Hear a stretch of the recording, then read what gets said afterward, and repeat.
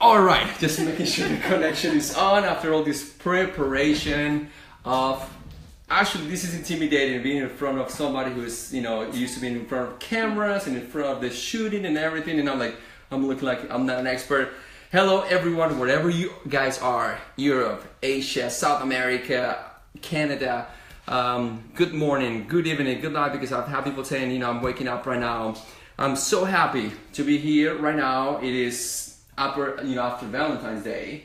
And I'm so excited to be sharing again one more day, because I'm not going to be failing, not even one day. I got up this morning and I said, the purpose is never to be who is going to be on my last minute list. No, actually, you have been on my mind to be on this show, and I was guessing, why are you calling me, We're sharing 100 days of immigrant stories. We're right here on Facebook Live. We're also right here on YouTube on our 100 days stories of immigrants.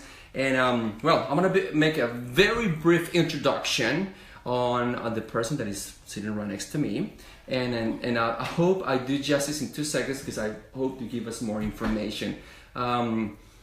Jacki, we met through a friend of ours, probably unofficially, maybe a year, 2 years ago.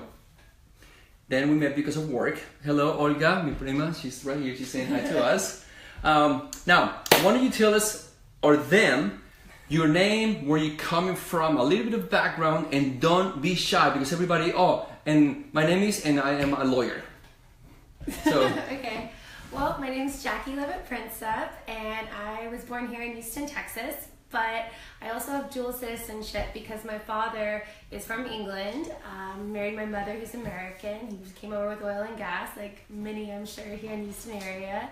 And many, by the way. I grew up in Dubai when I was young, so I had a very international background. I traveled a lot as a child, which was an awesome privilege. I got to see a lot of the world that many of my peers didn't have the opportunity to do at such a young age, and it's something that I truly appreciate and I know shaped me greatly.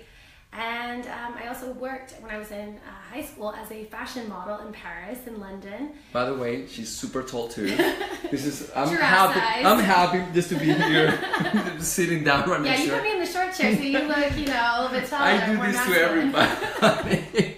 No, she got here and I was like, hi, how are you? Thank you so much for coming here. So you did modeling? I did professionally, now just for fun, so I love getting in front of the camera when I can, but I'm not nearly as rail thin as I used to be, and I'm not as young either. Well, it's part of the process that you had. Now, we're going to go into getting to know more about you, but before we jump into that, thank you, Karencita, for being over here. Thank you, Shiva. Shiva! She's saying hi to us. She's like, what are you doing over there with Juan? Now, going back to something really important you just mentioned, is you said you were born in Houston, Texas, but you lived abroad already, and also your heritage, your family is from the UK. Yes. So you have a lot from that culture. So you grew up already in a household of immigrants. Yeah. Of immigrants, right? For sure. My dad came to this country, only recently became a U.S. citizen. So he'd already started his green card process before he married my mother. But okay. Because your mother, my mom's American. American. And the purpose, how many years ago? Just to put it in perspective. I'm not going to get your answer. No. Okay. No, it was in the 80s. Gosh, I wouldn't know. I mean, my parents dated, I'm 34, so at least 34 years ago. Okay. 35 years ago, I guess they started dating. Okay, so it was almost right after they got here. What is your true perception of somebody who decides to make a choice to move elsewhere? I think it's brave, and I think it takes a lot of courage. I actually had a good friend, Lacey, who uprooted her life to San Francisco, and I know that's not another country, but to leave your comfort zone, that's huge. And I think it's really bold, people who do that, and when it pays off, like it did for my friend Lacey, who landed at Google, it's amazing. You do it on your own. Yeah. All right, awesome. Killing it. what city specifically? Is she in San Francisco? Okay, San Francisco. Which, I mean, that's a tough town. Rent there is expensive, and can't have a car. A lot of competition. Yeah, I mean, it's the best of the best, right? So to take that bold step and put yourself there, it's huge. Thank you, Lan, for joining us right now, and we have more people coming in and out. We appreciate the appreciation. If you have any questions, please write the question over here, and we promise not to take a lot of your time if we're taking from your time. The second question that I have for you is, okay, Houston is known as the most diverse city. Absolutely. And the reason you're here is because during the political campaign, people were exposing their ideas, pro and con of the presidency. And I know what you wrote, because I wrote back in a couple of things, and I know specifically that you are against and in pro of some things. Mm-hmm. In regard to people, because that's what I only care for people. The people that are here and they were abruptly, sent back or not even allowed to the country. What is I want to know your opinion on that. Well, I think the whole idea of America was the land of opportunity. I mean, the basis of our country was people fleeing religious persecution and came here to build a better life. So I find it against everything we stand for as a nation to send people back. I mean, the Statue of Liberty says, give me your poor, you're tired. I mean, come on, like that's... So you think we're sending the wrong statement, but also, before we got on camera, you mentioned something that I thought was really unique. Well, I mean, I think there's a disconnect now between us and the president. I think in the past people would see our leaders and they just associated Americans with these American leaders. And so now, because of all the dissent, people across the world, I think, are opening their eyes that Americans don't always agree with their leaders and that it's humanizing. Maybe that will help with radicals because they'll see these people, they won't want to bomb us and have suicide missions, and it'll hurt ISIS's recruitment and things like that because they'll see these people don't want, what these leaders are bringing. So, I think that's hopefully it's a good thing. Thank you, Sandra, Sandra and Laura, for joining us and give us the thumbs up. I totally agree with you, and actually share with you that for the very first time in 16 or 17 or 18 years that I've been in this country, I got to the airport for the very first time and I saw a manifestation of people come together. You may call it divided people, but I see for the very first time for ideas people coming together. And this is because of somebody that we have in power, and I think that's a beautiful thing to have. Now, let's speak a little bit of yourself. Tell us your passions and what do you do? Well, for a living, I work for Wagner Media. It's really great, really interesting job. I just started with them recently. I get to work with a lot of rental companies and staging houses, so it's really, really cool work, and I love it. As far as my passions go, I love anything creative.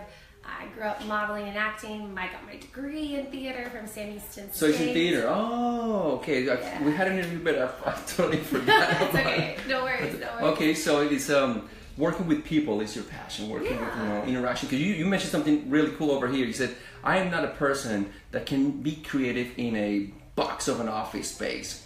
And we are here in a co-working that we actually think that if this is a box, how can we make this box as comfortable and as livable as possible? But you mentioned that your passion is working with people, working outside. For anybody who is probably in art degree or art career and trying to say, I like to do something different. Mm-hmm. Is there a pattern, is there a blockage that says, no, I studied this, I have to do this? Because if you study acting, automatically your brain is telling you all you got to do in life is acting. Well, yeah, I mean, that would be nice, but, I don't have a trust fund, so, I think that there's more to do. Even if you're in a creative field, you can find work and that kind of lends itself. I mean, I'm in sales. Sales is very much performance, so even if you have something artistic, we all don't get to grow up and be movie stars and rock stars. It'd be really great if that's how it worked out, but, sometimes you gotta have a backup plan that works with your personality.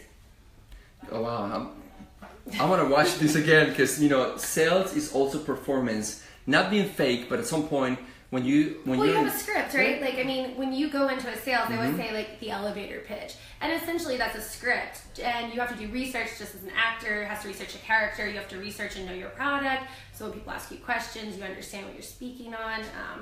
It's very similar in a lot of ways.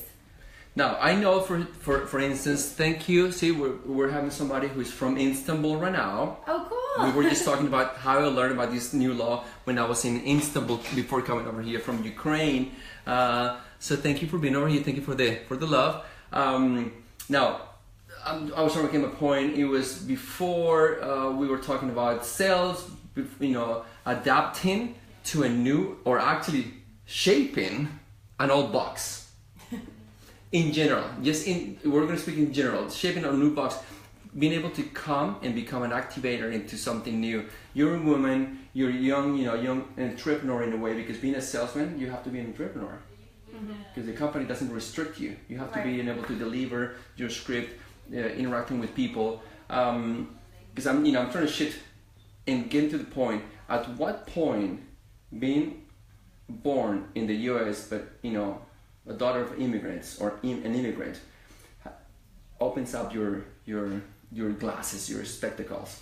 Well, I think, I grew up traveling a lot. I think traveling also opens your eyes to other things, other cultures, other norms.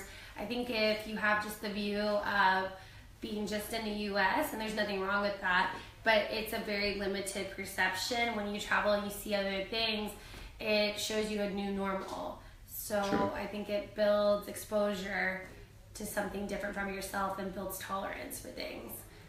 Now, I'm going to get a little bit more personal. For those who are going to be asking me, who is that person? She's so beautiful and everything. Well, she's got a boyfriend. Unfortunately for those.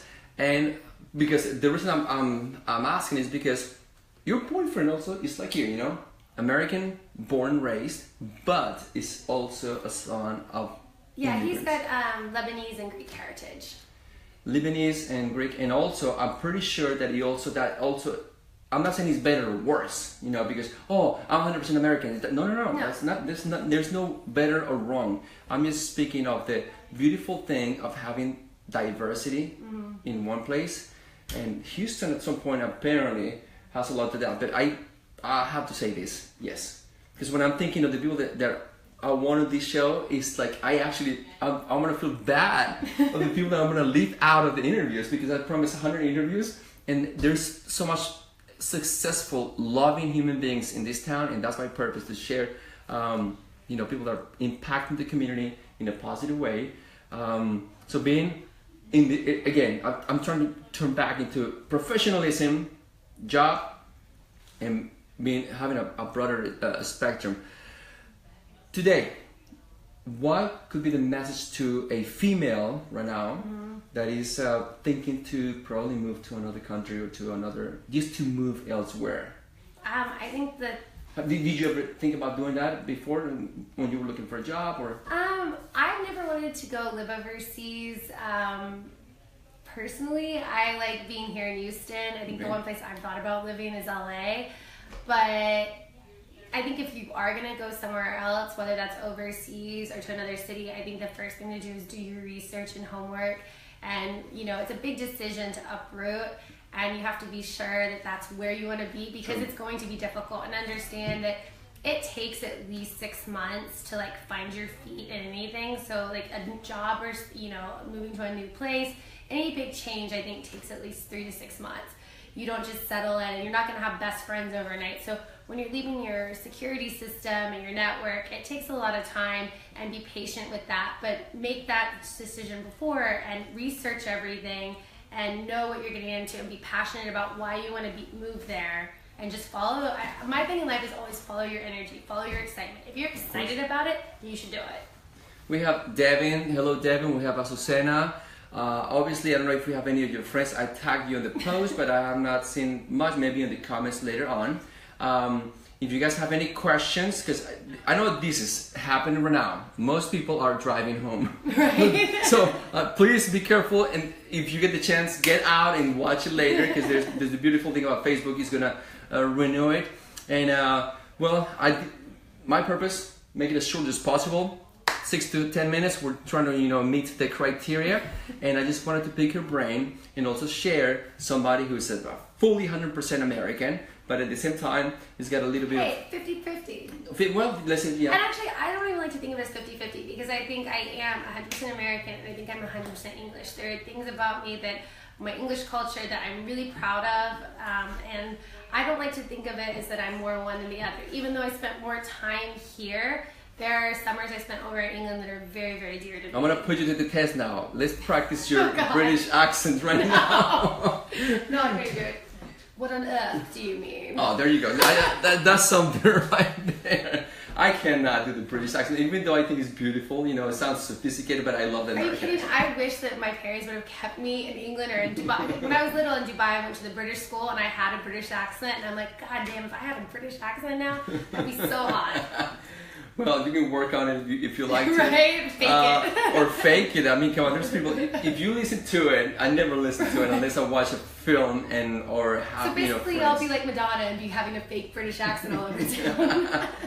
But okay, I'm really happy for you to come over here. Oh, thank you for having me. Because you're representing another group, you know, and there's a lot to it. Being a lot of comments from you guys. Thank you for the appreciation on spotlighting diversity in general. You know, diversity, and also we're going to be explaining the difference between immigrant or immigration, emigration, and migration. So that's coming up this weekend. I think Scott is going to help us out to do that, so we can break the paradigms, the frontiers that we have created, or politicians have created for all of us. So thank you so much for, first of all, you coming over here. Oh, thank you. Because she was coming all the way from the airport, heavy traffic. I don't know if I took time from your workout or your yoga. No, stop. It's so okay. So thank you so much. And if you have any questions, she's going to be tagged on the link right here. Please feel free to add her. I don't know, I'm saying this. Yeah. Don't add me. No, you can add me. I don't care. Any questions? No. But please, if you think this is some value to you or others, please share the video. We're doing 100 days of American immigrants in Facebook Live. Thank you so much for watching, and we'll come up tomorrow again. Have a great night. Thank you. Bye-bye.